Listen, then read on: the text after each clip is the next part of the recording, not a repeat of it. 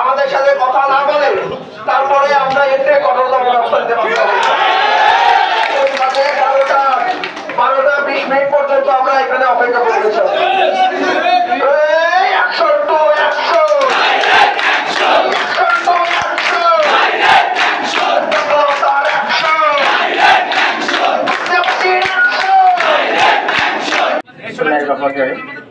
আপনারা সবাই এসেছেন, আপনাদের অভিযোগ আমি অবগত আছি।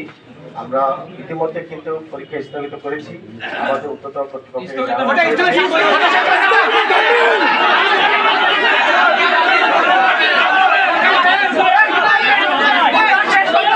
সন্তান শুনল, আমার কথাগুলো শোনেন।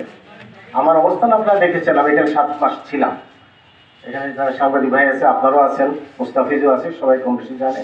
আমার সম্পর্কে জিজ্ঞেস করলেও বলে দেবে। যাক, আমি আমাদের যে অবস্থান আমরা আমাদের উচ্চতর কর্তৃপক্ষকে জানিয়েছি। আপনারা তো জানেন যে আমরা সরকারি চাকরি করি, আমাদের একটা নিয়ম মেনে চলতে হয়। আমাদের প্রশাসনিক কার্যক্রম কিন্তু প্রশাসনের নিয়ম মাফিক করতে হয় আমাদের। এখন উচ্চতর কর্তৃপক্ষ আসবে, তদন্ত করবে, তবে আমাদের পরীক্ষা বাতিলের ইয়েটা প্রসিডিউর চলছে। আমরা আপনাদের অবশ্যই আপনাদের দাবির মুখে আমাদের কর্তৃপক্ষকে একদম সম্যক ধারণা দিয়ে দেবো। বিক্ষোভ করছেন আপনাদের যে দাবিগুলো ছিল এবং অভিযোগের প্রেক্ষিতে যে এত বড় একটা রিক্রুটমেন্ট, এটা কিন্তু স্থগিত ঘোষণা করা হয়েছে এবং পরবর্তী প্রক্রিয়া গুলো চলমান রয়েছে। সেক্ষেত্রে আপনাদের কথা অনুযায়ী কিন্তু আমরা সিভিল সার্জন মহোদয়কে এখানে এনেছি এবং উনি ওনার বক্তব্য পেশ করেছে। সুতরাং এই মুহূর্তে পরবর্তী যেসব দাবি থাকে সেগুলো আপনারা সুন্দরভাবে আমাদের কাছে উপস্থাপন করেন, আমরা সেগুলো বিষয়ে আমরা ব্যবস্থা গ্রহণ করব, কিন্তু বিশৃঙ্খলা করা যাবে না। তদন্তের সাপেক্ষে আমরা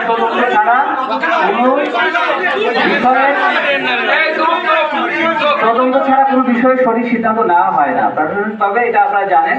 সুতরাং অ্যাজ আর্লি অ্যাজ পসিবল আমরা এই বিষয়গুলো সম্পর্কে ব্যবস্থা গ্রহণ করছি। বিশৃঙ্খলা করা থেকে দয়া করে একটু বিরত থাকেন। আমরা কিন্তু আসছি হচ্ছে, আমি ব্যক্তিগত আরম্ভ সময় খুব বেশি জানি না, একটু ক্লিয়ার করি। আমার সাথে